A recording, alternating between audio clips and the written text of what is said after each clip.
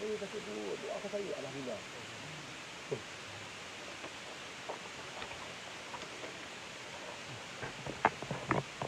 Auzubillahi minasyaitonirrajim. Bismillahirrahmanirrahim. Alhamdulillahirabbil alamin. Wassalatu wassalamu ala asyrafil mursalin wa ala alihi wa sahbihi ajmain. Allahumma salli ala sayyidina Muhammadin abdika war rasulika nabil ummi wa ala alihi wa sahbihi wa barik wa sallim. Assalamualaikum warahmatullahi wabarakatuh. Apa kabar teman-teman, sahabat-sahabat? Mudah-mudahan anda semua insya-Allah terbaik. Allah beri kita keberkatan hidup. Ya Allah, setiap hari kita nak keberkatan hidup. Untuk apa dapat anugerah, untuk apa dapat sana, dapat sini, macam-macam kita dapat, tapi Allah tak berkati. Ya Allah, alhamdulillah gaji saya naik. Alhamdulillah dapat jual barang hari ni, dapat sales. Tapi Allah tak berkati. Buat apa? Nampak tak? Subhanallah. Kan? Satu sahabat-sahabat setiap masa mereka menangis sebab takut benda macam ni lah. Kan? Mereka rela untuk hidup miskin. Kita tak rela hidup miskin kan? Mereka rela hidup miskin daripada terabai, daripada terjual, daripada tergadai iman.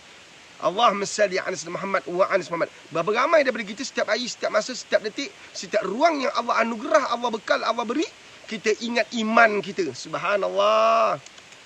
Nampak tak? Sebab itulah di saat Allah beri kita kejayaan ataupun kegagalan, apa pun Allah beri datang pada dia. Menang Allah bagi, kalah pun Allah bagi. Allahumma salli ala sayyidina Muhammad wa ala Muhammad. Semuanya datang daripada dia, maka kita kena kembalikan, kita ni kena kembali pada Allah. Faham tak? Jangan kita menang, kita lupa dia. Bila sakit baru kita cari dia. Tapi yang kita takut menang tak cari, kalah pun tak cari. Ketika sihat lupa Allah, ketika sakit beri alasan tak boleh solat kerana sakit. Faham ke faham? Pak dia ulang kali kedua. Yang kita bimbang, yang kita takut, yang kita khawatir, kita ni nantinya masa sihat, masa lapang, masa ada tenaga tak cari Allah. Sibuk buat kerja, tiba-tiba sakit.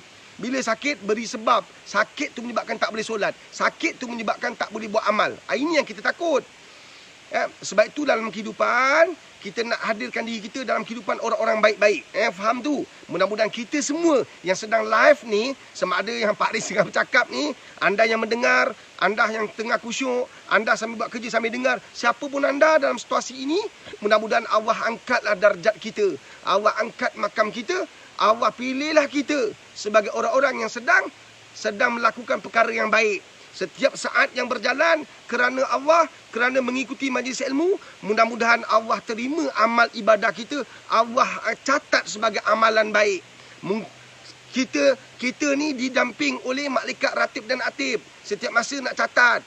Mereka tak akan miss. Catatan kita ni ke atas perbuatan kita tak akan miss. Mereka catat je.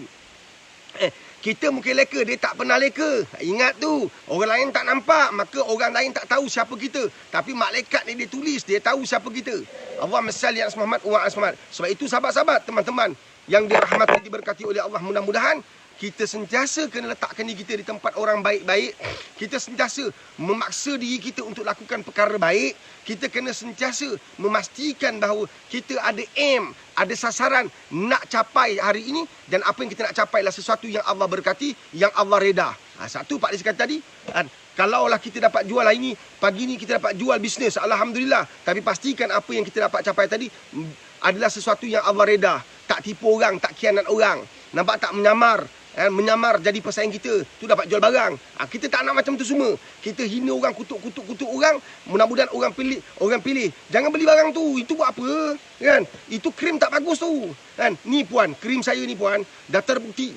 Kan? Kita ni terbukti dengan sijil. Macam-macam sijil sampai SPM, PMR, PT3 semua masuk. Nampak? Untuk nak menghalalkan krim kita.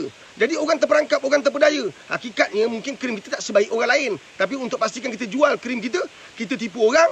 Untuk pastikan kita jual produk kita khianat produk orang lain. Ini tak betul. Walaupun orang beli seguni krim kita, orang beli berbakul-bakul produk kita, tapi apa yang kita buat melanggar perintah Allah, maka rezeki kita tak berkat. Allahumma salli ala Muhammad wa ala Muhammad. Nampak untung hari ni, tapi besoknya rugi berpanjangan. Buat apa?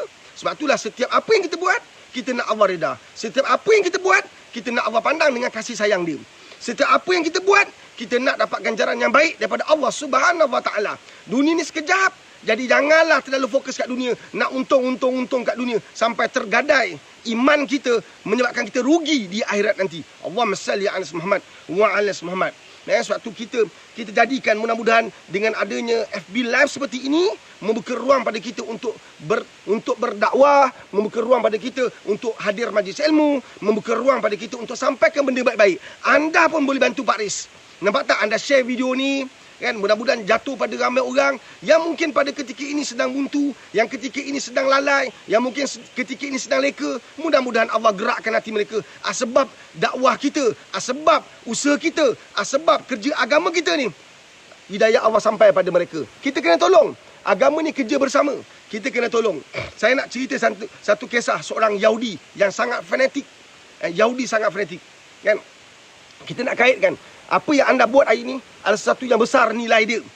Allahumma salli ala Muhammad wa ala Muhammad. Siapa nak cerita Joseph Cohen, Joseph Cohen, seorang lelaki bernama Joseph Cohen, ni kisah benar. Siapa nak cerita dia, nak kaitkan apa yang kita nak buat hari ini dan apa yang kita buat setiap hari, kan, ada sesuatu yang memberi manfaat kepada hidupan kita, akan memberi manfaat kepada kehidupan orang lain. Ya Allah, khairun nas anfa'um linas. Sebaik-baik manusia bukan muka handsome, bukan muka kacak, bukan ada banyak aset, bukan kereta besar, rumah besar, bukan keluarga dia nampak hebat, anak-anak semua pelajar pandai. Tak, sebaik-baik manusia, Nabi kata, Allah yang memberi manfaat pada orang lain. Kadang-kadang dia biasa je, kan, tapi kehadiran dia memberi manfaat pada orang lain. Allahumma salli ala Muhammad wa ala Muhammad. Kan, suatu ada ramai orang, kadang-kadang ustaz-ustaz ni, ulama-ulama ni, pemimpin-pemimpin negara datang jumpa dia minta pendapat. Sedangkan dia bukan pakar ekonomi, dia bukan pakar politik, dia bukan pakar strategi politik, dia bukan.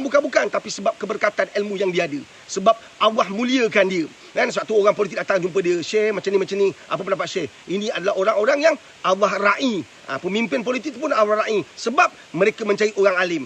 Satu kita perlukan ulama dan umara. Nampak tak? Allahumma salli ala Muhammad wa ala Muhammad. Satu kita perlukan pemimpin-pemimpin kita, kan, menjadikan orang-orang agama sebagai pendamping mereka. Maka ekonomi negara insya-Allah akan meletup. InsyaAllah politik mereka akan stabil. InsyaAllah umat Islam akan berjaya di bumi bertuah ini. Percayalah. Dengan syarat antaranya ialah pemimpin-pemimpin negara jadikan ulama-ulama, ustaz-ustaz sebagai pendamping mereka. Jangan gunakan jin sebagai pendamping. Kita kuat tapi kena belasah ke akhirat. Kita kuat gagah perkasa tapi kena lenyek dalam kubur. Buat apa? Faham tak? Kita damping alim ulama, kita damping orang-orang warak, kita damping ustaz-ustaz. Mudah-mudahan Allah pandang kita. Tak payah cari bomo cek pawang nak damping jin-jin. Subhanallah. Anda kuat pada mata anda kuat pada persepsi anda, tapi hakikatnya anda tak ada apa-apa di sisi Allah Subhanahu Wa Taala. Dia yang maha besar, dia yang maha kuat. Kan? Untuk apa kita nak jadi kuat sedangkan dia yang maha kuat? Allahumma salli ala Muhammad wa ala Muhammad. Ada yang nak ni kongsi nak. Saya tengok kalau ramai nak kan kita kongsi. Kita kongsi cerita Joseph Cohen, kan? Seorang fanatik Yahudi fanatik. Sebab tu dalam dakwah jangan give up. Pak Riz, bapak saya ni kan, bapak saya ni sampai lani minum, kan? Dia memang kaki minum. Daripada mak saya hidup sampai meninggal, dia kaki minum. Semua bapak minum, tapi minum yang dimaksudkan adalah minum arak. Faham kan? Bapak saya ni kaki minum. Pak Riz, apa nak buat? Dakwalah. Walaupun kamu nampak macam sia-sia, dakwahlah seakan-akan peluang itu sentiasa ada. Dakwahlah sebab hidayah Allah bukan milik engkau. Hidayah Allah milik Allah. Mungkin saja Allah nak lihat sejauh mana ketekunan, kesungguhan, kegigihan kita berdakwah. Allahumma salli ala Muhammad wa ala Muhammad. Sebab tu jangan putus asa dalam dakwah, jangan give up dalam dakwah, jangan ada persepsi dan tanggapan, alah Pak Riz, kita penat-penat bukan dia berubah. Jangan. Teruskan dakwah kita. Nabi kata apa? Sampaikan walaupun sepotong ayat, kan? Hadis riwayat Al-Bukhari. Ini biasa kita dengar, tapi kita sampaikan apa? Sampaikan salam cintaku padanya. Halikit. Terima kasih. Sampaikan apa? Kita sampaikan berita fitnah. Kita sampaikan berita-berita yang membuatkan semua orang berbala. Kita sampaikan benda-benda yang menyebabkan orang bercakaran. Ada tak? Kan, yang ada follow Pak Riz ni, anda antaranya yang mungkin suka sampaikan, kan? Kalau sampaikanlah salam, tak apa. Ini kau bukan sampaikan salam, ini kau sampaikan surat neraka, kan? Surat sengsara. Nampak tak? Kau sampaikan khabar iblis laknatullah. Kau sampaikan fitnah, kau sampaikan benda-benda yang menyebabkan orang berbala, bercakaran. Kan? Oh, kau sampaikan benda-benda yang boleh menyebabkan orang marah. Ini kita buat. Subhanallah, kita tak nak macam tu sahabat. Di dalam FB Live ni, kita nak sampaikan benda baik. Mudah-mudahan menjadi sebab kita jadi kasih dan sayang satu sama lain. Allahumma salli ala Muhammad. Ada banyak nak. Okey, kita cerita pasal Joseph Cohen sikit je. Tapi komitmen anda tu membuka ruang untuk kita kongsi cerita ni. Kisah benar. Sahabat-sahabat, live ini kongsi. Kita ambil cerita Joseph Cohen. Joseph Cohen ni seorang penduduk daripada Amerika Syarikat. Dia dari keluarga. Dia duduk Amerika Syarikat. Tapi oleh kerana kecintaan dia kepada agama Yahudi, kerana dia terlalu fanatik pada agama Yahudi, dia adalah seorang Yahudi yang fanatik. Kan?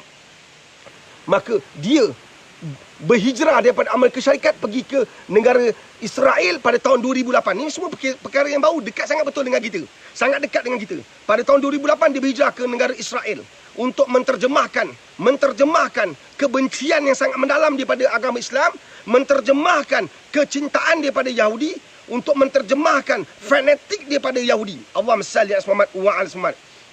Tapi tahu tak apa berlaku? Satu hari ketika dia melajari internet, dengar ni, kita sedang melajari internet sekarang kan, dia tengah belajar internet, dia termasuk dalam satu rancangan Islam. Kan? Yang mana seorang ulama besar daripada UAE. UAE ni apa? Emirat Arab Bersatu. Kan? Dia dah termasuk dalam rancangan tu. Dia dengarlah. Kemudian dia beranikan diri untuk berhubung dengan Shane. Live tau, dia berhubung. Dia bertanya. Dia berbala, dia berdialog tentang Islam. Kan? Dia menyalahkan. Tapi hebatnya Allah bagi kemuliaan pada Shane ni. Allah bagi kebijaksanaan pada Shane ni.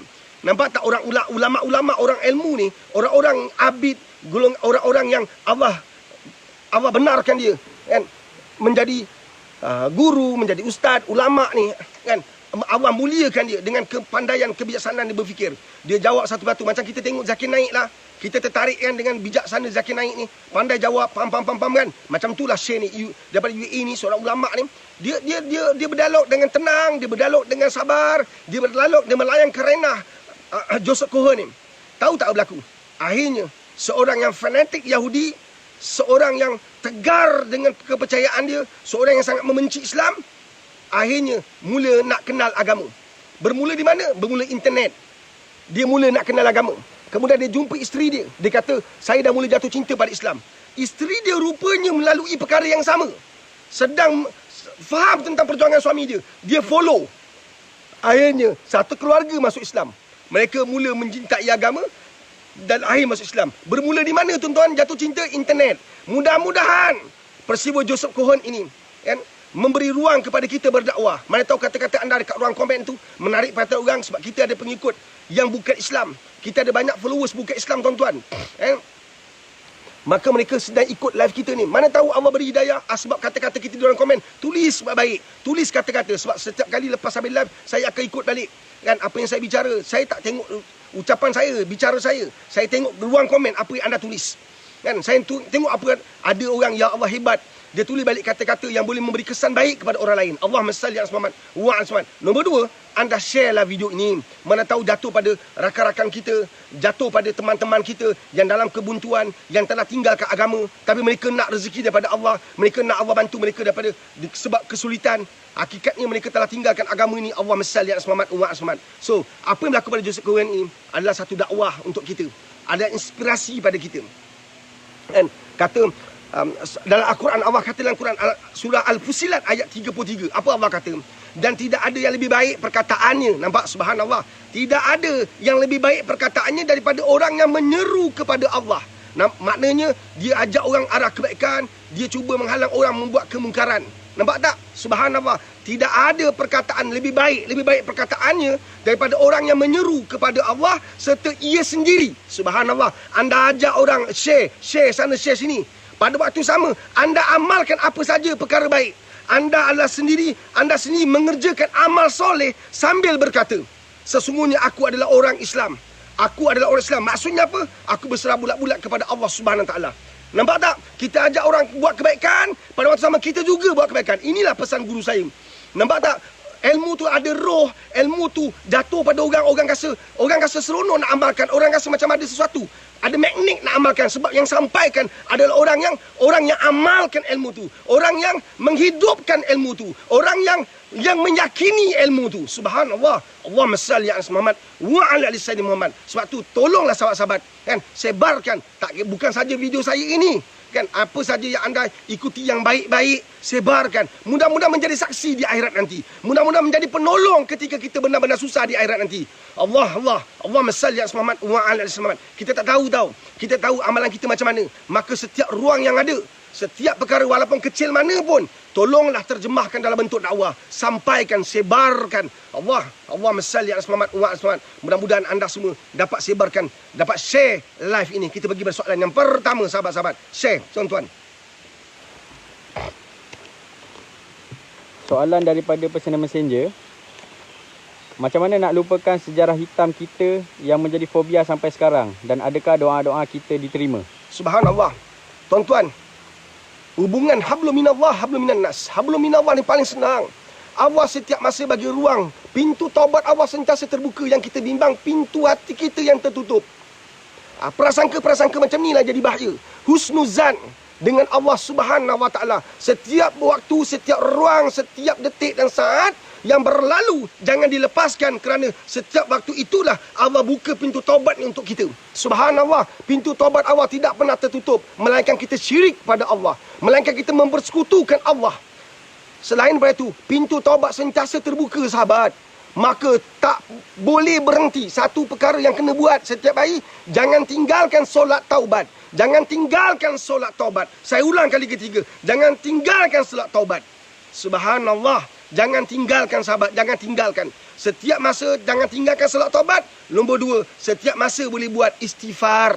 Istighfar berapa banyak Pak Aris? Buatlah semampu yang anda boleh. Anda tahu anda dosa besar, takkan nak buat 10. Anda tahu anda banyak salah. Masa lepas menghantui kita. Jangan benarkan masa depan merantai kita. Ingat tak perkataan tu? Jangan benarkan kebodohan kita pada saat ini akan menyebabkan masa lepas menghantui pemikiran kita.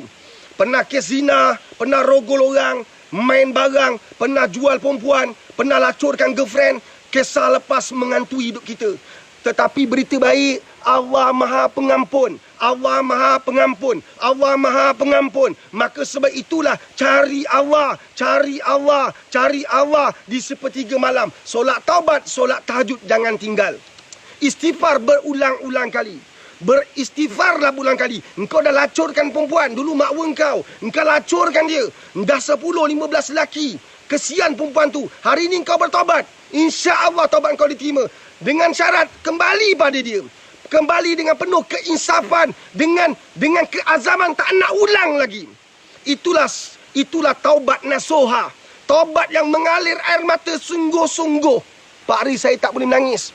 Memang susah nangis sebab hati kita keras. Hati yang keras sukar menitiskan air mata. Maka hati yang keras kerana hati yang keras tak banyak fikir akhirat, memang susah nangis. Tapi tengok cerita Hindustan, tengok cerita sinetron, tengok cerita Filipina, Korea pun boleh nangis. Sebab hati ni terfokus, terarah, telah dibangunkan untuk dunia. Maka kita mudah nangis, tapi tidak untuk akhirat. Sebab itu kita tarbiyah, didik hati kita, banyakkan zikir. Bila kita perbanyakkan zikir, hati kita sedikit demi sedikit akan dibasuh. Sedikit demi sedikit akan melalui proses penyucian. Banyakkan zikir, banyakkan istighfar. Kita ni dosa banyak, sahabat. Dosa banyak. Masa lepas menghantui kita. Masa depan kalau tak bangunkan hari ini, dia akan merantai kita. Subhanallah. Maka perbanyakkan istighfar. Perbanyakkan istighfar. Pak Aris, saya ni budak pondok. Saya hafiz Quran. Perlu ke istighfar. Engkau pondok ke? Engkau kemah ke? Engkau kat bangunan ke? Engkau kat apartmen ke? Engkau siapa pun. Belajar luar negara ke? Dalam negara ke? Kat mana pun kau belajar. Istighfar wajibkan untuk buat. Perbanyakkan istighfar. Lebih banyak engkau dekat dengan Allah, ujian lagi besar. Berapa ramai orang yang dikatakan alim, orang yang dikatakan ustaz, tapi tersasar jalan dia. Allahumma salli ala Muhammad wa ala Muhammad. Nampak tak? Jangan main-main. Bab nafsu ni ustaz tak ustaz. Ya, jangan gurau-gurau. Ustaz tak ustaz. Kan saya dah lalui. Kan dalam dakwah ni saya dah lalui macam-macam dah. Tak payahlah cakap-cakap besar. Tak payah gembang banyak-banyak. Tak payah sembang, tak payah gembang. Kan? Itu mambang tu. Mambang pun diambang. Kan? Orang yang bercakap besar, hebat kan. Jangan banyak gembang lah. Kan? Bab nafsu ni semua orang boleh tumbang. Boleh faham tak? Semua orang boleh tumbang. So jangan banyak gembang, kan? Jangan banyak sembang. Bab nafsu ramai dah tumbang. Faham tak? So berhenti sembang banyak. Allahumma salli ala Muhammad wa ala Muhammad. Banyakkan dakwah, mudah-mudahan kita dekat dengan Allah Subhanahu wa taala. Insya-Allah. Perempuan dia bab perempuan ni banyak orang tewas. Bab perempuan ni selalunya orang tak kemas. Allahumma salli ala Muhammad wa ala Muhammad. So tolong sahabat, perbanyak istighfar, husnuzan dengan Allah, percaya Allah akan ampunkan dosa kita. Jangan habiskan masa dengan tidur. Dah tak ada masa banyak untuk tidur. Bila dosa kita banyak, adakah tidur itu sesuai untuk mengampunkan dosa kita? Tidak. Kata Nabi SAW, tidur sebenar-benar tidur adalah ketika kita meninggal dunia. Itulah tidur seperti seorang pengantin. Itu Nabi bagi tahu. Kan? Jadi tolonglah, jangan habiskan bila kita sedar kita banyak dosa. Berzina lah, minum arak lah. Nampak tak? Kenakan orang lah. Kan? Ada banyak dosa kita, orang tak tahu, Allah tutup. Subhanallah. Maka perbanyakkan taubat kita. Jangan habiskan masa dengan tidur. Rugi kita tidur. Kan? Ada soalan seterusnya. Kita pergi pada soalan seterusnya. Ada soalan sumber daripada WhatsApp. Saya mempunyai isteri yang lebih muda. Beza umur 20 tahun. Dah 5 tahun berkahwin. Kami selalu bergaduh. Dia selalu mencari kesalahan saya. Tiap-tiap hari dia minta cerai. Ada buat hubungan dengan lelaki lain. Pernah keluar dengan lelaki lain tanpa pengetahuan saya. Dan lelaki itu ada datang rumah bila saya bekerja. Tapi saya ni seperti lelaki bodoh, tak boleh bersuara. Sayang saya membuat saya jadi macam tu. Isteri saya cakap kesat depan kawan-kawan kami. Saya tak bahagia bersama dia, tapi saya tak boleh kehilangan dia. Lelaki ni ada maruah. Ada bu, ada maruah. Lelaki ni ada maruah. Ada maruah. Dengar pesan saya tahu. Lelaki, perempuan sama je. Tapi kes ni saya rujuk pada lelaki. Lelaki, kamu ada maruah. Jangan jadi baruah. Faham ke faham? Kita ni jangan sampai kita dah jadi dayus. Dalam Islam ni ada perkataan dayus tau. Jangan ingat baik-baik pesan saya ni. Jangan sampai kita dayus, kita menjadi asbab kita masuk neraka. Boleh faham tak? Bila kita gagal menghapuskan kemungkaran depan mata, habis kita besok seksa kita. Nampak tak? Bila kita sedar isteri kita melakukan maksiat, kan, dan kita tak lepaskan dia, kita akan hadapi masalah besar nanti. Jadi saya bukan cakap suruh lepaskan, tapi saya nak bagi tahu, seorang lelaki dia mesti ada maruah. Kan? Bila kamu ada maruah, kamu akan jalankan tanggungjawab kamu sebagai seorang suami, seorang lelaki yang betul. Kan? Jangan jadi baruah. Kan? Isteri berzina depan mata pun masih simpan. Ini salah ni. Kalau tak mampu dakwah, lepaskan. Sebab dosa itu berpanjangan. Dia berdosa, kamu pun berdosa. Allah selamat wa selamat. Perasaan cinta itu memang ada setiap masa. Kan? Sebab itulah kita kena mencintai Allah itu tinggi. Kita kena mencintai Rasulullah itu paling tinggi. Bila kita tidak mencintai Allah dan Rasul, maka cinta pada manusia membabi buta. Kita cinta pada isteri. Kalau isteri meninggal macam mana? Saya nak tanyalah suatu soalan. Kalau isteri kita meninggal macam mana? Adakah sudah hilang perasaan cinta pada orang lain? Faham ke faham? Tadi pagi baru saya cakap pada pelajar madrasah saya. Bila kita mencintai mak kita, kan, jangan sampai kita tak mampu nak tegur mak kita ketika mak kita buat maksiat. Tapi tegurnya hikmah, tegurnya bijaksana. Tapi jangan sampai kita tak mampu tegur mak kita buat maksiat. Sebab kita nak mak kita ke syurga, kita kena tegur dia. Kita kena tegur bapak kita, kita kena tegur adik-adik kita, kita kena tegur keluarga kita. Tapi bijaksana dan hikmah. Itu cara dia. Allah salli ala Muhammad wa ala Muhammad. Kan? Sebab itulah orang yang tanya soalan ni. Kan? Anda buat solat sunat 2 rakaat, minta petunjuk daripada Allah. Saja aku solat sunat 2 rakaat kerana Allah Ta'ala. Sujud pada Allah, minta, ya Allah, apa patut aku buat? Minta petunjuk daripada Allah. InsyaAllah Allah tidak akan sia-siakan doa orang yang dizalimi. Biasanya lelaki ni kurang dizalimi. Biasanya perempuan. Tapi kes ni menarik. Isteri anda zalimi. Ini berita yang saya nak sampaikan kepada anda semua. Dengar baik-baik. Pasang telinga. Cepat. Pasang telinga. Cepat. Pasang telinga. Dengar. Lelaki. Dengar ni. Lepas ni, kau pakai otak sikit. Jangan cari perempuan muda. Seksa kau. Faham? Jangan cari perempuan sampai umur 20 tahun, 30 tahun lebih muda daripada kau. Seksa kau. Besok kau keluar, orang kata bawa cucu ke? Bawa anak ke? Bila bawa perempuan muda, kan, dia nafsu dia masih kuat. Tenaga dia masih kuat. Kita dah lemah. Banyak pakai pil. Faham ke faham? Kita kahwin untuk bahagia. Bukan jadi baruah. Kita kahwin untuk bahagia. Bukan untuk dikhianati, dizalimi. Faham ke faham? Jadi masa nak teka perempuan, banyak pakai otak. Nampak tak? Memang dia 20 tahun lebih muda daripada kita, 15 tahun lebih muda daripada kita, kan? Tapi masa depan macam mana? Kita ambil yang bergetah, pakai skirt, yang pakai seluar ketat. Kita makin tua, nafsu dia ada, keinginan hidup dia masih ada. Nampak tak? maka dia boleh jaga kita tak? Kita ni kahwin ni supaya kita boleh jaga satu sama lain. Besok kita sakit, dia masih muda, baru 25, 26 tahun, kau dah sakit dah. Pada waktu itu, dia nak jaga kau ke? Dia ada kehidupan dia. Banyak lelaki dah hampir dia. Banyak lelaki hampir dia. Hari ini, zaman ini, orang bukan kira bini orang, isteri orang. Orang bukan kira suami orang, janda orang. Orang main gembat je. Faham ke faham? Suatu lelaki, dengar pesan aku ni. Nampak tak? Kita tak cukup gentle, tak cukup jantan. Nampak tak? Tak usahlah nak tunjuk kita dia hebat. Umur kita dah 50 tahun, nak pergi tackle budak 15 tahun. Pakai otak lah sikit. Nampak tak? Kita ingat kita hebat. Kita boleh tundukkan perempuan. Hakikatnya, bila dia makin dewasa ni, makin matang, dia akan tundukkan kita pula. Itu yang menyebabkan kita tak mampu nak lepaskan dia. Kenapa kita tak mampu lepaskan dia? Sebab kita nampak dunia bukan akhirat. Kalau kita nampak akhirat, kita lepaskan dia. Faham tak? Kita nampak dunia, kita rasa macam tak dapat lagi perempuan secantik ini, sehebat ni. Satu, dibodoh-bodohkan. Perempuan ni, suami ni, bila dibodoh-bodohkan, bila dimaki hamun, dosa besar. Dosa besar. Ini bukan cerita dosa main-main. Ini dosa besar, membuka ruang kepada kemurkaan Allah. Dengan kita suami-suami sekali, Allah rimat nanti. Sebab itulah fikir pakai otak. Rujuk pada ustaz-ustaz, ulama-ulama kes awak ni. Faham ke faham? InsyaAllah, buat solat sunat 2 rakaat. Tapi lelaki semua, ini Pak Is nak pesan. Janganlah nak menggatal-gatal, umur dah 60 tahun nak pergi cari budak umur 20 tahun. 40 tahun tu beza. 40 tahun tu beza. Ya Allah, dia mungkin kahwin dengan kau. Tak semua, tapi sebahagian besar berkahwin dengan kita sebab harta kita. Cuba engkau pekebun kecil.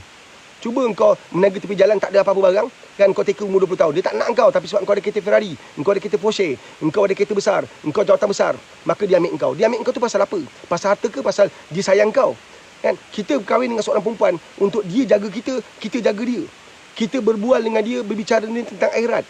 Kita sama-sama pergi masjid, kita sama-sama belajar kitab, sama-sama belajar Quran. Itulah rumah tangga namanya. Ini engkau pergi kahwin budak-budak muda, engkau seksa. Faham ke faham? Ya Allah, engkau dah bertongkat. Kan? Semua dah putih. Nampak tak? Dia tak bersedia untuk terima putih. Faham tak? Faham ke faham? Kan? Jadi tolonglah belajar daripada kisah sahabat kita ni. Nampak tak? Kan?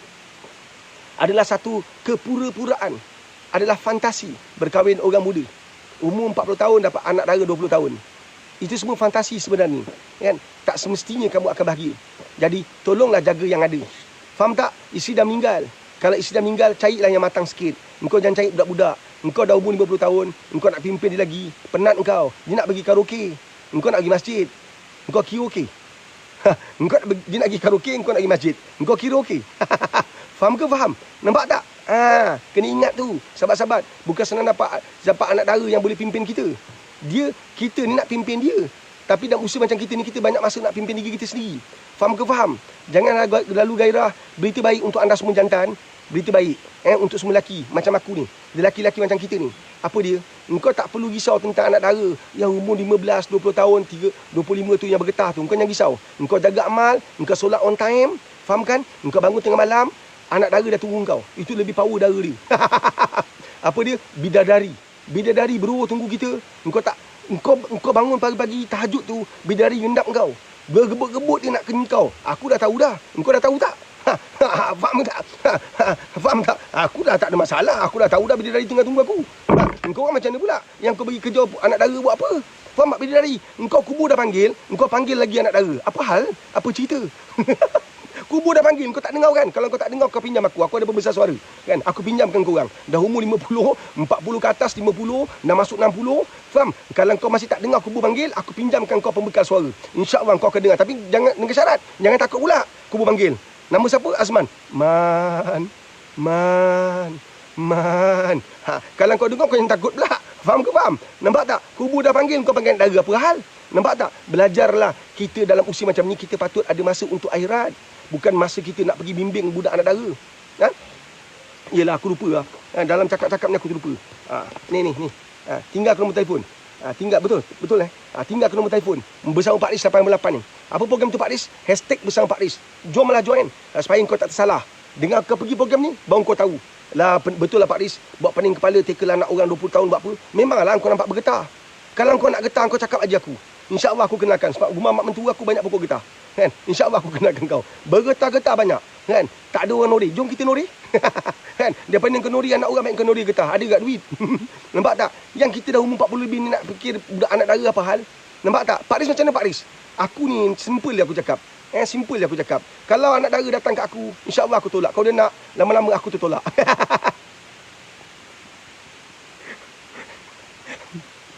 Faham tak? Tak, itikad kita, keyakinan kita macam mana? Kita nak fokus apa sebenarnya ni? Nampak tak?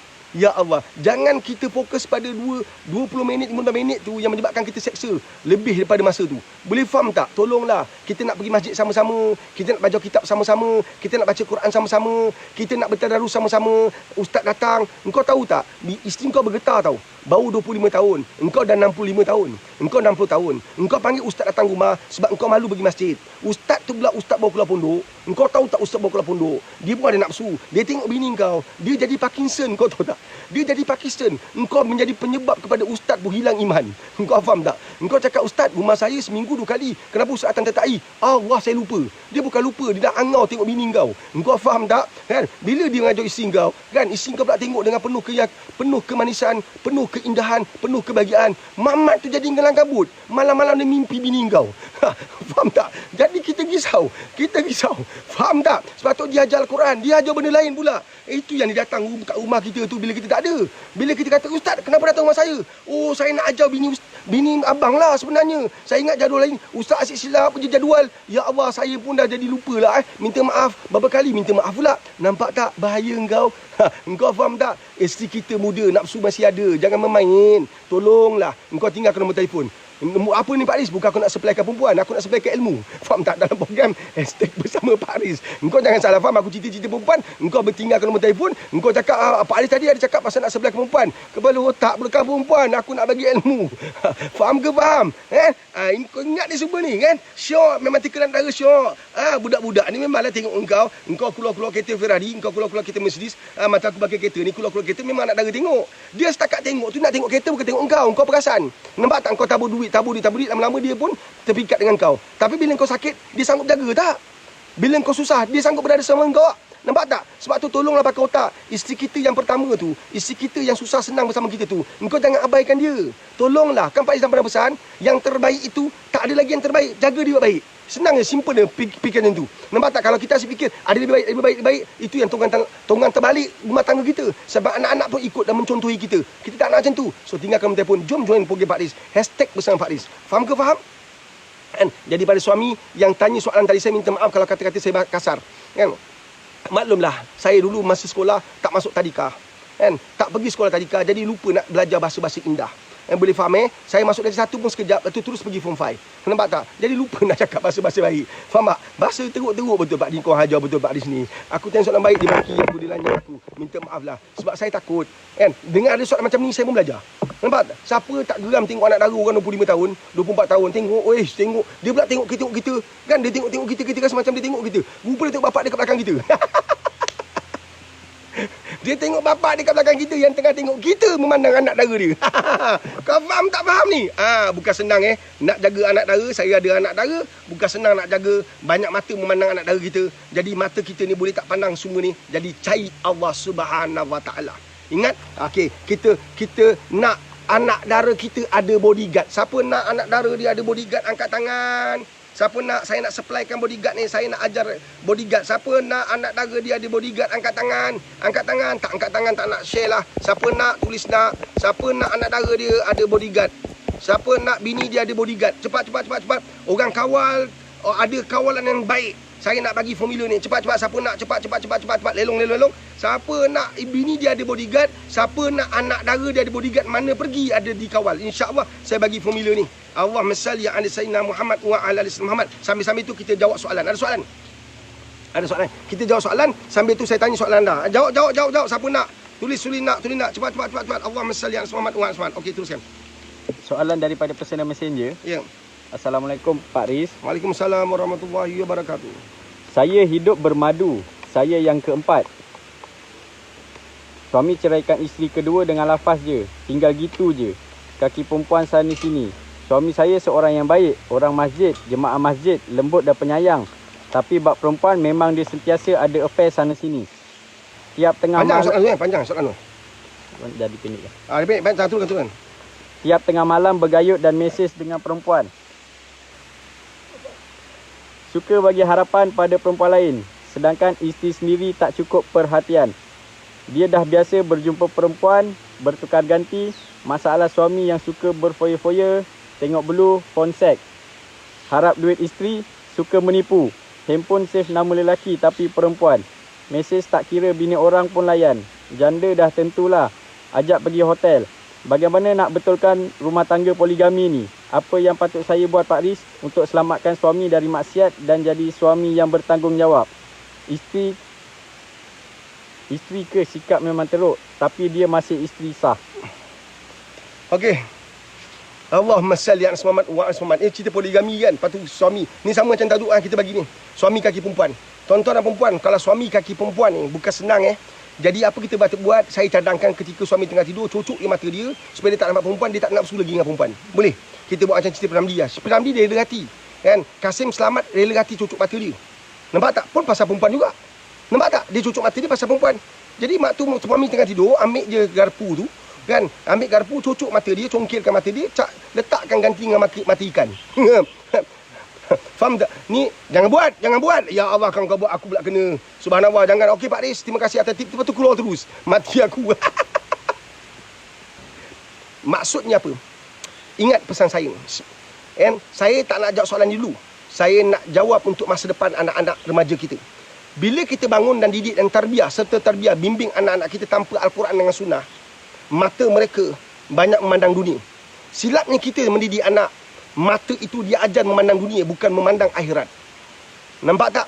Dalam bahasa iman, memandang itu memandang dengan hati. Nampak tak? Kita banyak mengajar anak-anak kita memandang dunia ini dengan penuh nikmat. Satu anak kita pergi sekolah, zaman dulu ingat tak zaman kita tahun 70-an? Saya zaman 70-an main polis entry. Tahu tak apa itu polis entry? Main kejar-kejar tangkap orang.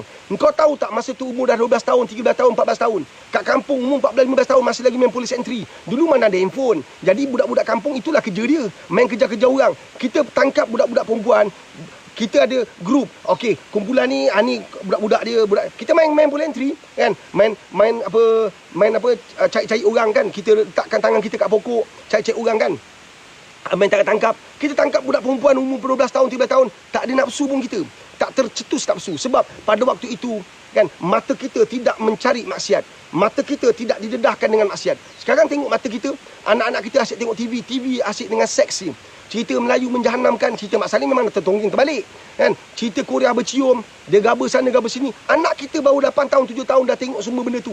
Mata dia menyaksi kemaksiatan. Mata dia diarah kemaksiatan. Mata anak kita tak banyak fokus pada Quran. Mata anak kita tak banyak baca hadis.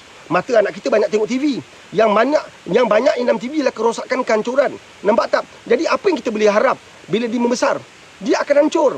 Dia akan menghancurkan anak orang pula. Mata yang telah dididik dengan maksiat, maka dia akan sentiasa mencari maksiat. Faham ke faham? Ini adalah kesilapan kita. Maka lahirlah suami-suami yang lingkup. Lahirlah isteri-isteri yang lingkup. Memandang orang berahi rasanya. Memandang orang ada perasaan, berdebar-debu. Memandang orang tu. Nampak? Dia dah boleh baca. Orang pakai spender apa, pakai berah apa, pakai baju. Dia boleh fikir macam tu semua. Sebab mata dia mata rosak sahabat.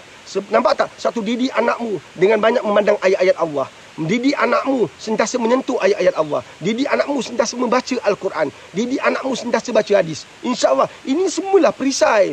Sebab dunia hari ini, dunia realiti, dia akan bercampur dengan lelaki perempuan. Pencampuran itu, orang takut mati kerana COVID. Dengar, ni aku nak cakap ni.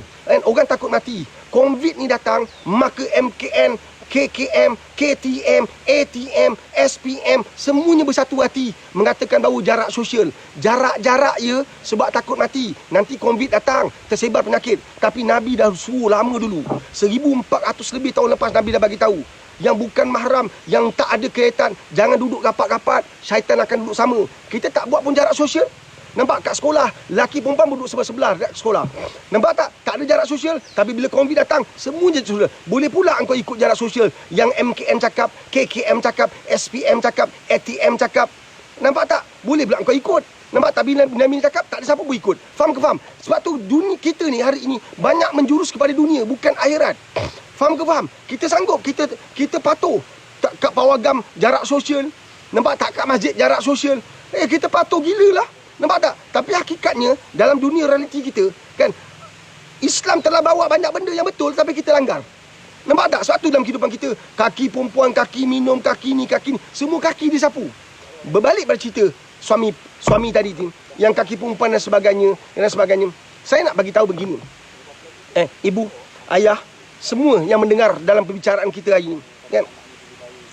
Tolonglah. Selamatkan keluarga masing-masing. Kembali pada Quran dengan sunnah. Nabi tinggalkan dua benda ni. Saya dapati bahawa kerosakan-kerosakan yang terjadi, yang terhasil, yang tercipta pada detik saat ini kerana keluarga-keluarga pada detik saat ini kurang membangunkan Al-Quran dan sunnah yang ditinggalkan, yang diwasiatkan oleh Nabi kepada kita umat Islam, umat manusia.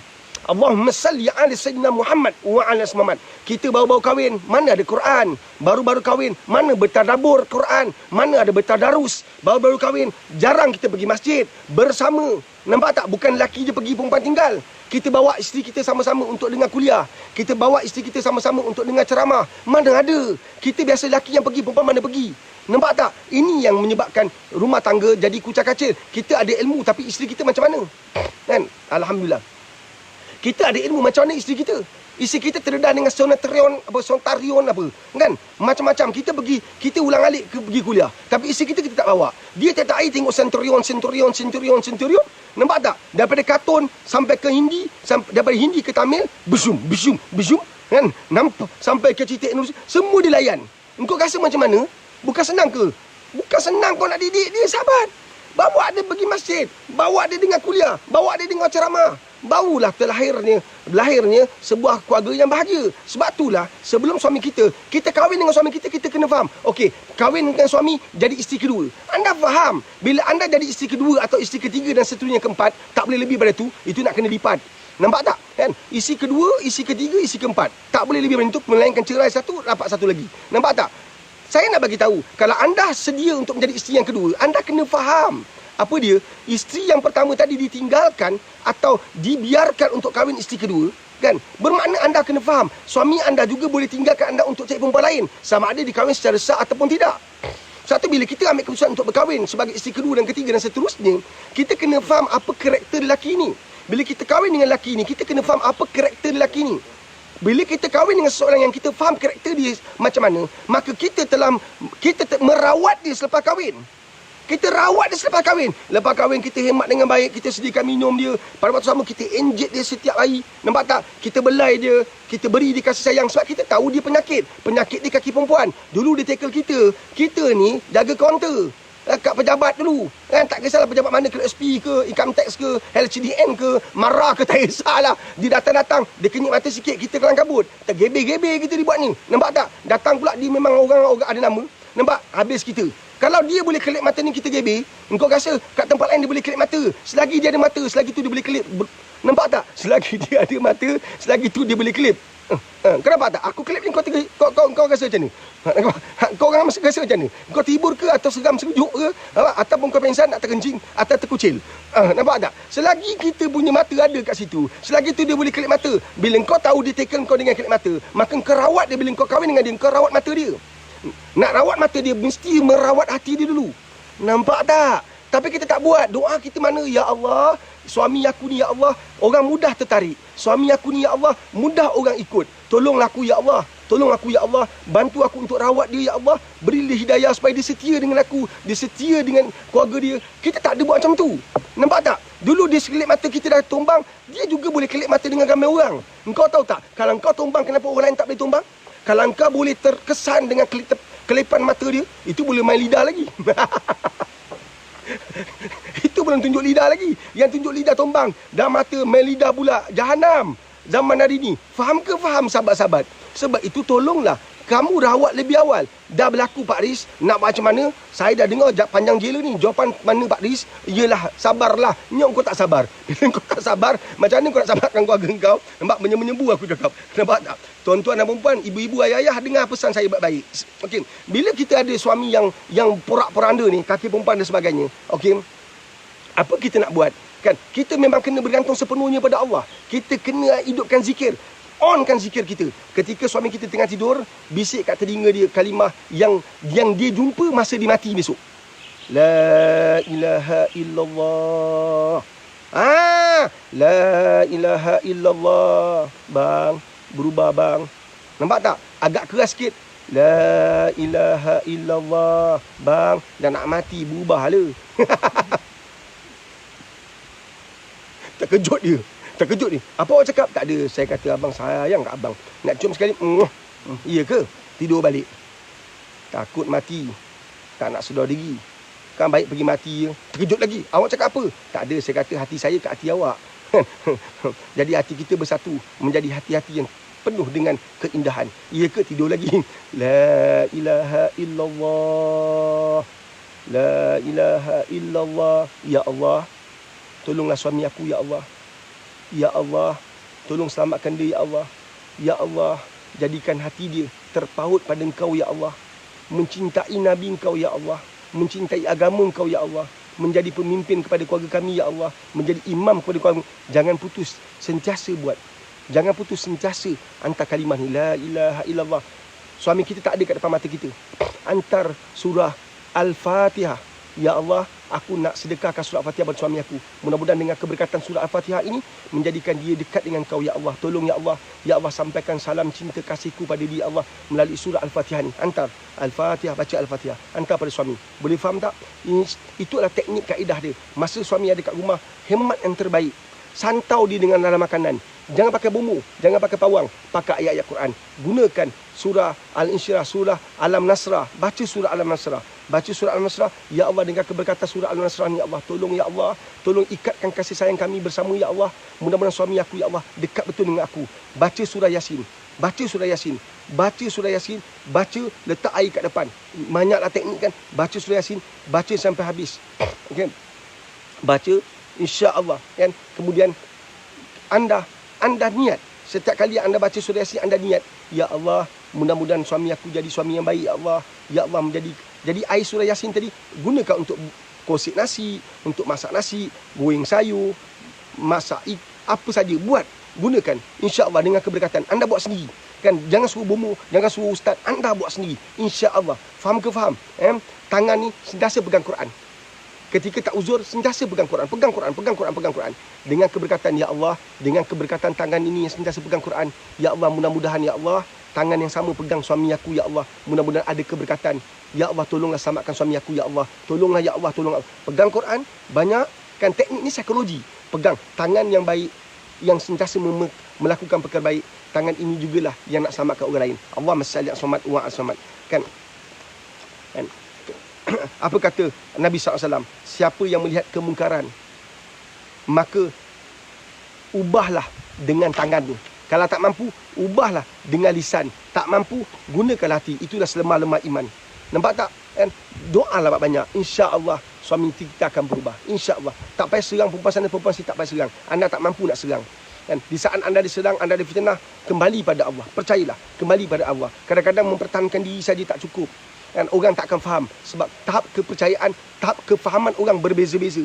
Maka kembali pada Allah, mudah-mudahan bantuan Allah akan sampai. Percayalah. Untuk suami tadi, kita uruskan dengan baik, kita hemat dengan baik. InsyaAllah, perlahan. Bukan senang, tapi itulah kaedahnya untuk kita kembalikan suami kita dalam kehidupan kita. Kan? Di saat dia adalah orang yang memang suka perempuan sana, suka sini. Dan kita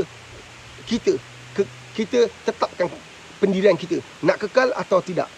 Kalau kita was-was tak ada, buntu, kembali pada Allah. Sujud, minta pada Allah. Solat sunat 2 rakaat, minta pada Allah. Saja aku solat sunat 2 rakaat kerana Allah Ta'ala, minta dalam sujud tu, ya Allah, tolong aku, ya Allah. Allahumma salli ala Muhammad wa ala Muhammad. Nak bodyguard tak? Nak bodyguard, jadi ceritakan saya bagi. Kan? Tuan-tuan, pernah seorang lelaki ni tanya, siapa lelaki ni? Ini kisah benar. Saya tengok sendiri rakaman video dia. Kan? Lama dulu masa dia muda. Kan, seorang peninju terbaik dunia bernama Muhammad Ali. Kenal? Juara heavyweight dunia sebanyak 3 kali. Dia adalah ikon nombor 1 dalam bidang tinju. Kemudian baru datang apa ni? Siapa? Mike Tyson. Baru datang Mike Tyson. Kan? Mike Tyson tu orang kampung saya tu. Kan, nama Mike. Kan? Orang kampung saya. Tapi JKK kampung kata jangan cerita kat orang. Tapi saya dah cerita. Sampai sini je, jangan cerita kat orang. Mike Tyson. Okey. Muhammad Ali ni juara heavyweight dunia sebanyak 3 kali. Dalam satu temu bual dengan seorang wartawan tanya dia. Sebab dia adalah ikon besar dalam dunia sukan. Di Amerika Syarikat dan di dunia sebenarnya. Satu hari, dia ditanya oleh satu perbualan dengan wartawan, temu ramah dengan wartawan. Soalan wartawan ditanya, anda ada bodyguard? Straight forward punya soalan. Anda ada bodyguard tak? Dia takap ni. Dia buat kira. Video tunjuk je. Jadi penonton pun ketawa. Dia seakan-akan tengah pening kira berapa banyak bodyguard. Akhirnya dia kata, saya ada 1 bodyguard. saya ada satu bodyguard. Siapa bodyguard saya? Dia kata, dia tak punya mata, tapi dia melihat. Ini kata dia, saya salin balik, saya bacakan untuk anda semua. Dia tak punya mata, tapi dia melihat. Ini Muhammad Ali. Muhammad Ali yang lahirnya bukan Islam. Kita ni lahir Islam. Keyakinan kita patut lebih kuat, tapi tidak. Sebab tu anak kita tewas, suami kita tewas. Sebab kita tak bangunkan Islam dalam hidup kita. Dia tidak punya mata, tapi dia melihat. Dia tidak punya telinga, tapi dia mendengar. Dia ingat semua perkara. Dan ingatannya sangat kuat. Allah kan maha penguat. Kalau dia ingin sesuatu, dia terus menciptakannya. Dan terus jadi. Pengikutnya patuh. Dan dia tahu apa orang bicarakan. Dia tahu semua rahsia. Bahkan yang ada dalam fikiran kita. Siapa dia? Dialah Tuhan, Allah. Dialah bodyguard saya, dia juga bodyguard anda. Yang tanya soalan tu bukan orang Islam. Dia kata, dialah bodyguard saya, dialah bodyguard awak. Dialah bodyguard anda, Allah SWT. So, kalau anda dekat dengan Allah, mana anda pergi, Allah tetap pandang, Allah tetap pelihara. Nampak tak? Subhanallah. Allah jaga kita. Sebab tu, banyak amalan untuk pastikan kita dapat bodyguard daripada Allah SWT. Contohnya apa dia? Sebelum tidur. Nak tak? Sebelum tidur, baca 2 ayat terakhir surah Al-Baqarah. Sebelum tidur, 2 ayat terakhir surah Al-Baqarah. Baca. Allah jamin perlindungan untuk kita. Allah jamin. Bukan Tok Penghulu jamin. Bukan polis jamin. Bukan ketua balai jamin. Bukan Perdana Menteri jamin. Tapi yang jamin ialah Allah Subhanahu Wa Taala. Terlindung kita di sepanjang malam tu dengan 2 ayat terakhir surah Al-Baqarah. Pada waktu yang sama, tuan-tuan dan puan-puan, setiap kali lepas solat, jangan tinggalkan suratul Al-Baqarah. Surah Al-Baqarah, Ayatul Kursi. Minta maaf, Ayatul Kursi 155. Ayatul Kursi. Jangan tinggalkan tuan-tuan. Jangan tinggalkan ayat kursi. Tolong jangan tinggalkan. Setiap kali lepas solat, jangan tinggalkan ayat kursi. InsyaAllah.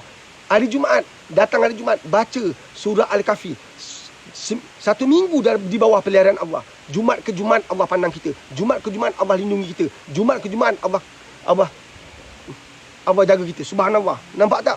So, bodyguard yang terbaik Allah Subhanahu Wa Taala. Pernah saya sharekan satu cerita kan, bagaimana orang kaya dah hantar anak dia pergi camp saya. Pernah saya cerita sikit lagi. Saya cerita lagi dan cerita lagi supaya ramai orang yang hadir yang tak pernah kenal saya, dia tahu cerita ni. Tinggalkan nombor telefon untuk bersama dengan program saya #bersama Pak Dis 868. Anda nak dengar cerita-cerita lagi, anda hadir program kekeluargaan kita 868 insya-Allah. Kan? Dia ni seorang kaya, multi level marketing punya toke. Kaya betul. Kaya betul. Kalau sebut nama dia, orang kenal lah. Satu hari dia hantar anak dia pergi camp saya. Tapi dia hantar tu lewat sikit. Biasalah orang kaya. Kan? Dia mungkin nak elak orang kenal dia atau orang serbu dia. Kan? Bila dah habis pendaftaran, baru dia sampai. Maka dia sampai tu dalam keadaan tengah hari lah. Semua apat dah balik. Dia hantar. Tapi kita masih lagi kat meja pendaftaran lah, tengah kira dan sebagainya. Dia datang, dia daftarkan anak dia. Kita tahulah pasal kita dah tahu dia akan datang. Sebab dia dah daftar lebih awal. So, yang bestnya, dia letakkan bodyguard dia untuk kawal kawasan ni. Jadi kecoh lah sikit, pekerja saya macam pelik lah. Kan, jadi saya datang. Dia kata, minta maaf lah, saya kena letak bodyguard saya untuk kawal anak saya. Jadi pelik kan. Dia hantar anak dia pergi camp tapi dia tak percaya. Kan, keselamatan anak dia. Sejauh mana dia boleh buat benda ni setiap masa? Adakah besok anak pergi universiti kena letak bodyguard? Kan? Adakah besok anak kau kahwin kau kena letak bodyguard? Nampak tak? Sebab dia percaya bahawa keselamatan anaknya terletak pada bodyguard dia. Saya pantau bodyguard dia. Bodyguard tu pantau anak dia. Saya pantau bodyguard tu. Saya nak belajar satu perkara. Sebab dalam hidup saya, kan, kita tak pernah tengok orang ada bodyguard face to face kan. Secara reality, kita tengok kat TV je. Tapi kali ni saya tengok depan mata. Ada bodyguard dengan cara dia, dengan kaedah dia. Nampak gaya gempak lah kan. Nampak taklah body timbul-timbul. Kan? Keluar-keluar tak ada lah. Macam badan aku je bodyguard dia. Nampak tak? Kan? Dia ada beza antara bodyguard dengan mat guard. Ada beza sikit. Kan? Bodyguard dengan mat guard. Kan? Saya perhatikan bodyguard ni, bila anak dia pergi program toke dia, multi-level marketing punya toke ni, anak dia kat dengan saya, bodyguard ni bukan jaga pun, main handphone, pergi bantal tidur. Nampak tak? Dia sendiri pun untuk dia jaga diri dia macam nak jaga anak orang. Nampak tak? Sebaik-baik bodyguard, betul kata Allah yarham Muhammad Ali. Betul kata dia. Apa dia? And the real bodyguard is our God, Allah Subhanahu Wa Taala. The Almighty of God, Allah Subhanahu Wa Taala. Allah adalah the real bodyguard kita. Allah yang menjaga kita. Satu ingat tak masa PKP tu Pak Lis kata apa? Allah jaga kita, bukan kita jaga kita. Orang lain nak pakai perkataan tu, it doesn't matter, tak apa, tak ada masalah. Tapi Allah jaga kita. Allah jaga kita. 255 ayat kursi. Nah, tadi saya cakap 155, 255. Okey? Allahumma salli ala Muhammad wa ala Muhammad. Faham ke faham ni? Sahabat-sahabat. Jadi sangat-sangat penting untuk kita faham. Iaitu Allah jaga kita. Allah jaga kita. So jangan lupa tinggalkan nombor telefon anda. Terbalik pula. Subhanallah. Tinggalkan nombor telefon anda. Mudah-mudahan kita dapat kekuatan, keberkatan dalam perjuangan ini, insya-Allah. Ada soalan? Kita pergi soalan seterusnya. Ada soalan daripada Muhammad Naim. Ya, Muhammad Naim. Assalam Pak Riz. Waalaikumsalam warahmatullahi wabarakatuh. Macam mana nak tegur orang yang tidak pelihara aurat sedangkan kita tak kenal dia? Contoh situasi dalam media sosial. Tegur bukan nak cakap kita bagus, tapi kita tegur sebab mereka dah pamerkan sesuatu yang tidak sepatutnya. Lagipun tu kan tanggungjawab sesama kita. Walau kita tidak kenal sesama kita, tapi kita adalah saudara sesama kita. Nabi tahu semua ni akan berlaku kan? Kan Nabi dah bagi tahu dalam hadis riwayat Muslim, saya dah baca tadi, kalau kita lihat kemungkaran, tak boleh tegur dengan tangan, tak boleh tegur dengan lisan, maka selemah-lemah iman tegur dengan hati. Kita banyak doa. Maka kita juga berjuang dalam laman sesawang kita menggunakan FB dan Instagram. Kita banyak nasihat orang. Kita banyak dalam FB kita, dalam rumah kita. FB itu rumah kita. Di FB masing-masing, personal FB atau page, kan, perbanyakkan kata-kata yang positif. Perbanyakkan hadis-hadis Nabi. Perbanyakkan potongan-potongan ayat Quran. Sebab ada orang akan baca. Ada orang potongan-potongan ayat Quran, potongan-potongan hadis tadi itu, hadis-hadis Nabi tadi akan lalu di halaman rumah dia. Dia mungkin akan baca. Kalau bayangkan dia berulang-ulang kali baca, mudah-mudahan dia tersedar daripada mimpi dia, tersedar daripada kerapuhan iman dia, tersedar daripada kelalaian dia. Kan kadang-kadang orang dia tahu, tapi dia dah biasa dengan kehidupan macam tu. Dia dah terima kehidupan tu. Jadi kita nak tolong dia sebab kita adalah saudara sesama Muslim. Kita mencintai sesama umat.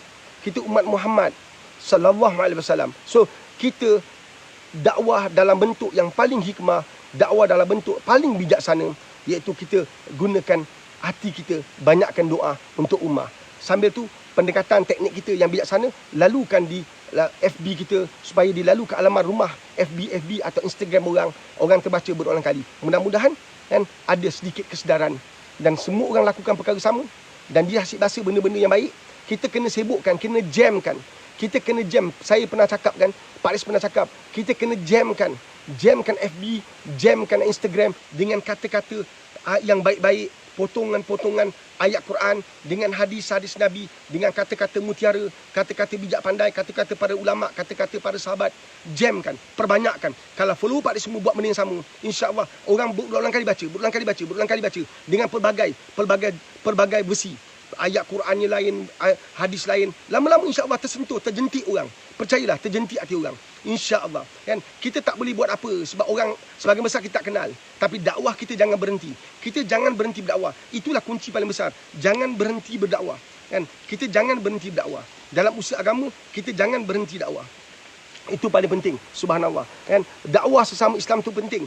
Dakwah sesama Islam tu sangat-sangat penting. Kan? Allahumma salli ala Muhammad wa ala ali Muhammad. Kata Allah dalam surah Al-Imran ayat 104, dan hendaklah ada di antara kamu segolongan umat yang menyeru kepada kebajikan, menyuruh kepada yang makruf dan mencegah dari yang mungkar. Mereka lah orang-orang yang beruntung. Nak jadi orang beruntung tak? Jalankan tanggungjawab kita sebagai seorang mukmin. Faham ke faham? Surah Al-Imran ayat 104. Dan hendaklah ada di antara kamu segolongan umat yang menyuruh kepada kebajikan. Kita nak masukkan diri kita dalam golongan yang menyuruh kepada kebajikan, menyuruh kepada yang makruf dan mencegah daripada yang mungkar. Kan? Mereka lah orang-orang beruntung. Kita nak jadi orang beruntung, kita dakwah. Nak jadi orang beruntung, kita dakwah. Walaupun orang tu kita tak kenal, dakwah. Mudah-mudahan kata-kata kita kan, bukan sekadar kita dakwah pada orang Islam, orang-orang bukan Islam yang belum Islam juga tertarik dengan kata-kata kita, nak ambil tahu tentang agama. Kita mungkin tak mengislamkan dia, tapi kita menjadi asbab menyebabkan dia terfikir tentang agama ni. Subhanallah, besar peranan kita. Kita menjadi asbab dia rasa nak sangat tahu pasal agama ni.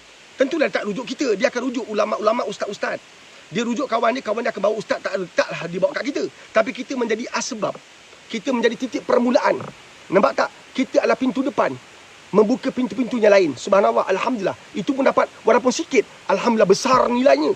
Besar di sisi Allah. Sebab tu kita kena sebarkan benda baik. Sebarkan benda baik. Paling penting, ingat tak saya kata tadi, kita sendiri kena beramal soleh. Kita sendiri kena tunjukkan akhlak yang terbaik. Kita sendiri kena tunjukkan akhlak nombor 1. Kita sendiri kena tunjukkan qudwah hasanah. Allahumma salli ala Muhammad wa ala Muhammad. Mudah-mudahan Allah pandang kita dengan kebaikan. Faham ke faham? InsyaAllah. Dah 1 jam. Kan? Kalau 1 jam kita nak undur lagi. 1 jam. Ada soalan lagi? Okey, kita pergi yang terakhir dah. Kan? Kita pergi yang terakhir insyaAllah.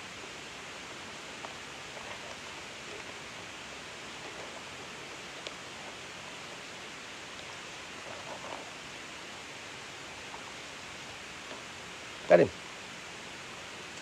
Oh, bawa nak cari. Allahumma salli ala Muhammad wa ala ali Muhammad insya-Allah. Tuan-tuan puan ingat dalam kehidupan kita pada hari ini kan, masalah banyak. Jadi jangan lari, kita fight, kita hadapi sebab inilah kehidupan dunia. Kita tak nak masalah tu lagi besar ke akhirat. Maka kita hadapi masalah ni kat dunia. Setiap orang ada masalah dia, memang ada yang besar. Saya faham, ada yang sangat besar. Jawapan saya tak cukup untuk bantu anda keluar masalah, tapi sekurang-kurangnya saya mengharapkan jawapan-jawapan saya bagi memberi kekuatan inspirasi pada anda dengan penuh keyakinan bahawa kita boleh keluar daripada masalah. InsyaAllah. Soalan terakhir kita hari ini. Soalan sumber daripada WhatsApp. Anak saya dulunya baik, sekarang dah terbalik. Hati dah tertutup untuk melakukan amal soleh dan amal jariah. Dah tertutup nak dengar nasihat. Akal dirasakan seperti dah tertutup. Umur 21 tahun, dah terlibat dengan dadah. Saya dah tak tahu nak buat macam mana. Saya bukan dari keluarga yang mampu.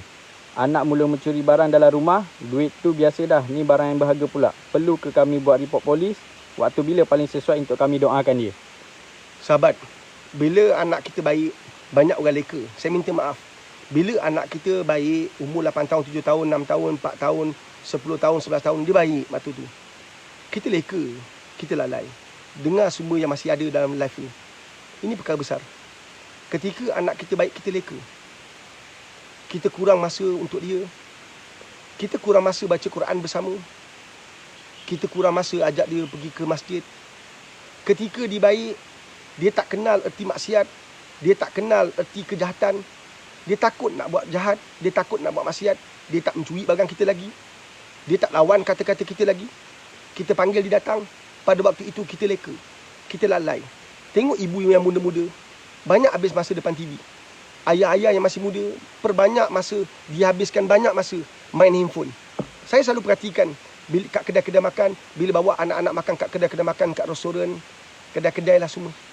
Saya tengok semua orang main handphone.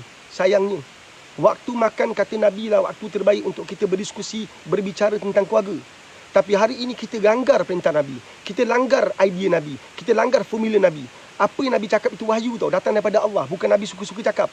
Nabi dah cakap adalah formula yang lebih baik daripada mana-mana pakar psikologi, mana-mana pakar perunding, termasuk diri aku. Nabi cakap adalah yang terbaik. Tapi apa kita buat? Kita tak nak dengar cakap Nabi, tapi kita nak anak dengar cakap kita. Mana boleh, sahabat? Waktu anak kita baik, kita lalai, kita leka. Kita habiskan banyak masa dengan handphone, kita banyak masa dengan kawan-kawan kita. Kita banyak habis masakan kat depan dengan office, dengan pedakan sejabat. Dah balik kerja, pergi main futsal. Dah balik kerja, pergi main badminton. Apa cerita ni? Nampak tak? Seminggu sekali main badminton okey lah, fine lah. Tapi setiap malam kau main badminton, besok anak kau bermasalah macam sekarang ni, anak masalah, siapa nak tolong? Dah main dadang, kau rasa apa? Macam ni je. Macam ni. Nak hantar kat Paris bukan murah, nak kena bayar beribu. Nampak tak? Bukan murah. Kenapa Pak Adi ambil bayar mah? Sebab komitmen kita kuat. Kita bukan senang nak bawa orang pulih daripada dadah. Bukan senang. Ketika ketagih itu bukan senang nak kawal dia. Ancaman, risiko ada besar. Subhanallah. Allahumma salli ala Muhammad wa ala Muhammad. Tapi Pak Adi nak cakap, ketika anak kita baik, masa inilah kita grip. Masa inilah kita tanam dia dengan ilmu agama. Kita tanam dia dengan dunia, dengan akhirat. Kita tanam dia dengan kecintaan dia kepada agama ni, cinta pada Nabi. Ni dah umur 18 tahun, Nabi dah Rasul tak kenal. Ada berapa banyak Nabi dia tak tahu. Ada berapa banyak Rasul dia tak tahu. Ada berapa ribu Nabi yang sah, hadis sahih berapa ribu dia tak tahu. Nampak tak? Dia tak tahu Nabi Muhammad ni sebelum Nabi apa, sebelum tu Nabi apa, dia tak tahu kedudukan Nabi. Kita kata kita cinta Nabi tapi kedudukan Nabi tak tahu. Kita kata kita patuh pada Allah tapi nama-nama Allah 99, bukan 9,900, bukan 9 juta, bukan 90,000, 99 pun tak boleh hafal. 99 pun tak baca. Macam mana? Kita gagal didik anak ketika dia baik. Kemudian bila usia dia meningkat, cabaran makin meningkat. Kita lupa. Satu, saya nak tegur. Boleh tak saya nak tegur? Faham ke faham? Saya nak tegur ni. Kita banyak masa mengumpat orang, kutuk orang, hina orang, caci orang. Kita habis masa tengok TV, main handphone. Sedangkan masa itu sepatutnya kita peruntukkan untuk pembangunan anak kita. Masa itu sepatutnya kita peruntukkan untuk mematangkan dia dalam konteks kehidupan sebagai orang yang beragama Islam. Nampak tak? Apa cerita anak dah besar mandi wajib masih salah? Al-Fatihah bacaan salah? Nampak tak? Kalau kita tak boleh betulkan bacaan dia, tak boleh ke kita perbetulkan jalan hidup dia? Dengan kita bersama-sama bawa anak-anak seluruh keluarga kita pergi masjid dengar kuliah, tak boleh ke? Ini adalah satu kesilapan yang sangat besar yang kita sedang lakukan. Sebab itulah bila kita terlepas pandang, anak itu tidak akan, iblis tak akan terlepas pandang pada anak kita yang baik. Kena faham ni. Iblis laknatullah tidak akan terlepas pandang pada anak yang baik. Kita yang terlepas pandang. Kita rasa kalau anak tu baik, maka dia akan kekal baik sampai bila-bila. Mana boleh? Ini salah. Semua orang yang hisap dadah, satu ketika dulu dia adalah seorang anak yang baik. Semua sekarang yang penagih dadah tegar ni, yang main enjet sampai kat tengkuk, pernah tengok tak? Saya pernah duduk dengan dua orang semua ni. Enjet sampai kat tengkuk, sampai kat kemaluan pun dia enjet, sampai kat otak dia enjet. Ni bukan gurau. Semua tu dah tegar lah. Memang hukum akan kata tak dipanggil balik lah. Nampak tak? Tapi sebelum tu, masa dia umur 12 tahun, 10 tahun, 11 tahun, 9 tahun, 8 tahun, dia adalah anak-anak yang baik. Buat mak bapak bahagia. Kenapa boleh terlepas pandang? Sebab mak bapak tak ada knowledge nak didik anak. Satu, saya jemput anda datang. Pergilah program saya untuk kita belajar semaksimal yang boleh. Setiap program kita datang, kita dapat ilmu lagi. Tinggalkan nombor telefon tuan-tuan. Pergi program saya, pergi. Hanya RM50. Pak Dis, saya orang miskin, tak ada duit. Tak apa. Anda hadir program Pak Dis setiap pagi ni. Tak payah bayar 1 sen pun. Hadir, amalkan. Sahabat, ketika anak tengah baik, ni isteri kau tengah mengandung ni. Yang kau pergi mengumpat orang apa hal? Isteri tengah mengandung. Yang mengandung ni kau mengumpat orang, kau kutuk orang apa hal? Yang kau hantar WhatsApp tu kau apa tak tahu ke? Nampak? Oh, anak lahir sihat. Kau jangan lupa sihatnya pada fizikal. Tapi belum tentu sihatnya daripada rohani dia. Kau kena faham tu. Boleh faham tak tu? Ini benda-benda besar. Nampak tak? Ini benda-benda tak boleh main. Sebab itulah ketika anak baik, kena didik dia dengan lagi kuat. Bila dah main dadah, automatik dia mencuri. Kena faham tu, sahabat. Bila anak main dadah, memang dia akan mencuri. Sebab dia perlukan duit untuk beli barang. Dia perlukan duit untuk bekal. Bila anak main dadah, dia akan mencuri dan dia juga akan menipu. Dia banyak berbohong. Dia akan banyak berbohong, percayalah. Dan tentulah bila nak main dadah, dia susah nak solat. Tentulah dia tinggalkan Quran. Ini akan berlaku. Dan bila anda tak ada knowledge nak bawa dia, anda akan nampak jalan tu buntu. Hakikat tidak. Anak tu masih boleh diselamatkan. Tapi sebab kita buntu, kita tak tahu cara, kita tak tahu kaedah, maka memang nampak jalan buntu. Boleh faham? Memang nampak jalan tu jalan mati. Hakikat ni banyak. Hari Ahad ni, insya-Allah, saya ada seorang peserta penagih dadah akan duduk dengan saya selama sebulan. Sebulan seorang je saya ambil. Dan ada sebulan dengan saya. Dan akan dibantu oleh seorang sahabat yang akan bantu saya. Allahumma salli Muhammad wa ala ali Muhammad. Nampak tak? Memang ada proses, memang ada kaedah. Kan? Tapi mak bapak mesti ada knowledge lah. Saya nampak kita tak ada knowledge. Bila anak dah mula main dadah, kan? Anda akan cepat marah. Anda akan cepat naik angin. Tangan anda nak naik je. Kaki anda nak naik je. Banyak orang selesaikan masalah dengan tangan dan kaki. Anda tak cukup bijak. Nabi dah ingatkan kita. Allah ingatkan kita. Tapi kita masih tidak beringat. Ini yang kita paling sedih. Sebab dalam kehidupan, ramai orang bila tak tahu cara, tak tahu kaedah, kan, mereka akan jalankan tindakan dengan cara yang salah. Itu yang paling sedih lah. Allahumma salli Muhammad wa ala ali sayyidina Muhammad. Allah berfirman, Allah Subhanahu Wa Taala berfirman dalam surah An-Nahl ayat 125. Buka ayat 125. Kau baca surah tu, kau cakap, ya Allah, dengan keberkatan surah ni, ya Allah, dengan keberkatan ayat ni, ya Allah, tolong aku, ya Allah, tolong aku. Apa nak tolong? Ini baca ni. Kan? Serulah, iaitu kepada manusia, kepada jalan Tuhanmu dengan hikmah dan pelajaran yang baik, dan bantalah mereka dengan cara yang baik. Pak Ris ulang 125, baca ayat tu dalam ayat Quran. Serulah, ini terjemahan, serulah, iaitu kepada manusia, kepada jalan Tuhanmu. Kita nak seru dia untuk dibalik kepada jalan agama. Kan? Satu kita baca ihdinas siratal mustaqim, 17 kali. Kita solat 5 waktu tu untuk memastikan kita kekal di jalan yang benar, jalan yang diredai oleh Allah SWT. Bukan jalan orang-orang yang buat maksiat, jalan-jalan orang yang Allah tak redha, jalan-jalan orang yang sesat. Allahumma salli ala Muhammad wa ala Muhammad. Serulah kepada manusia, kepada jalan Tuhanmu dengan hikmah dan pelajaran yang baik. Maknanya kita ajak orang ke arah kebaikan. Tapi Allah kata apa? Hikmah, bijaksana. Nampak tak? Maka bila kita baca ayat ini, kita kata, ya Allah, jadikan aku seorang ayah yang bijaksana memimpin anak aku. Jadikan aku orang yang bijaksana untuk nasihat anak aku. Kadang-kadang nasihat kita penuh dengan bebel. Nasihat kita penuh dengan ugutan. Nasihat kita penuh dengan kutukan. Nasihat kita penuh dengan cacian. Tak jadi nasihat. Nampak tak? Itu bukan nasihat. Nak sihat memang kena nasihat. Tapi nasihat tadi itu dengan nasihat yang hikmah, yang bijaksana. Anak kita balik, kita maki. Dia dah lah 21 tahun kita maki. Memang dia tak balik rumah lah. Dia balik rumah nak cari barang yang boleh jual. Nampak tak? Sama juga dengan kes kita rawat anak kita. Apa yang Pak Lis buat? Masa dia tidur, kita baca ayat Quran. Masa dia tidur, kita hantar kalimah-kalimah Allah. Dia ada ayat-ayat yang kita gunakan dalam proses pemulihan ni. InsyaAllah lah, nanti kita share-share. Tapi hantar kalimah La ilaha illallah, La ilaha illallah. Dan saya minta, setiap kalimah yang anda bisikkan kat telinga anak anda, jadikan amalan zikir anda. La ilaha illallah, La ilaha illallah. Amalan zikir sendiri. Kemudian kalimah itu dah biasa keluar kat mulut anda, jadikan kalimah yang disampaikan ke telinga anak kita. La ilaha illallah, La ilaha illallah. Ya Allah, tiada Tuhan yang aku sembah melainkan Kau. Mudah-mudahan anak aku juga lakukan perkara sama. Tolong ya Allah. Aku tak nak anak aku balik tanpa kalimah ini ya Allah. Ya Allah, pahatkan kalimah ini dalam hati dia ya Allah. Anak aku dah jauh ya Allah. Hanya hidayah Engkau saja boleh selamatkan dia. Hanya hidayah Engkau saja ya Allah boleh tarik dia daripada kelemasan.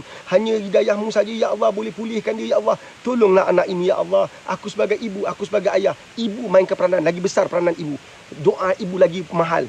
Ya Allah, aku ibunya Allah, aku lahirkan dengan kesakitan, aku lahir dengan kepayahan. Buat istiqamah, bukan kau buat seminggu sekali. Kemudian kau cakap aku dah doa tapi tak dapat. Ini bukan cerita ni. Doa secara berterusan, doa secara istiqamah. InsyaAllah kamu akan dapat kemenangan. InsyaAllah. Okey tuan-puan, saya nak undur diri. Ada soalan lagi, minta maaf lah. Okey.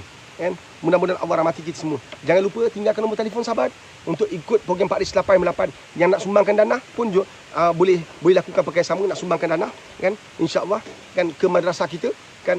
Tulis kat situ nak sumbang madrasah, nanti kita nak sumbang madrasah, nak sumbang dana untuk madrasah. Tak kisahlah RM2. Pergi kat page Pak Ris, kat situ ada senang pay. RM2 je, boleh sumbang RM2. Pak Ris, alah RM2 malu saya. Apa nak malu? Orang sepatutnya malu kalau tak bagi apa-apa. Pada mana-mana organisasi yang memerlukan duit, kita patut malu dengan Allah SWT sebab tak bantu institusi agama ni. Kita patut malu dengan Allah sebab tak bantu anak yatim, fakir miskin, tak bantu orang susah. Allahumma salli ala Muhammad wa ala ali Muhammad. InsyaAllah. Bagi mereka yang saya minta maaf sangat-sangat tau. Bagi mereka yang hubung kita nak duit daripada Pak Ris, terlalu banyak orang minta. Jadi Pak Ris ni bukan kata kedekut. Pak Ris ni juga perlukan duit untuk bangun madrasah. So kita berhati-hati untuk bantu orang. Kan saya tak nak ada orang ambil kesempatan di atas. Bila kita bagi dia nak lagi. Kita bagi dia nak lagi.